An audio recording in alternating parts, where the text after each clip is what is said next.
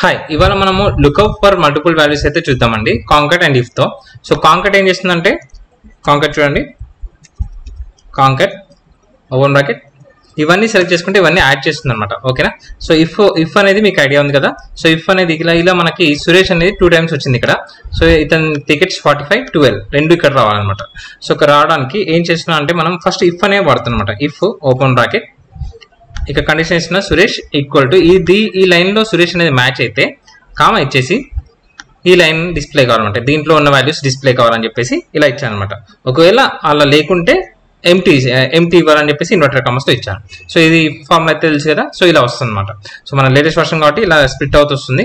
కాకపోతే దీంట్లో 3 వాల్యూస్ ఇందులో వస్తాయి అనమాట. ఒకసారి F9 కొడితే ఇది కనిపిస్తుంది, ఇలా వస్తాయి అనమాట. సో ఇప్పుడు మనం దీనికన్నా ముందు కాంకాట్ అని వాడుతున్నాం అనమాట.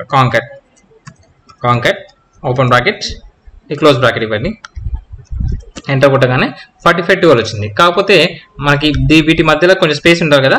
సో ఇఫ్ వాడిన తర్వాత ఈ వాల్యూస్ C5 సీట్ ఉంది కదా, దాని తర్వాత అండ్ అని పెడుతున్నాను. అండ్ అని పెట్టేసి ఒక స్పేస్ ఇన్వర్టర్ కామర్స్ లో ఒక స్పేస్ ఇస్తున్నాను. మనకి ఇలా స్పేస్ వచ్చేసి మన వాల్యూస్ అయితే ఒకే సెల్లో మల్టిపుల్ వాల్యూస్ అయితే వస్తాయి అనమాట. Thank you.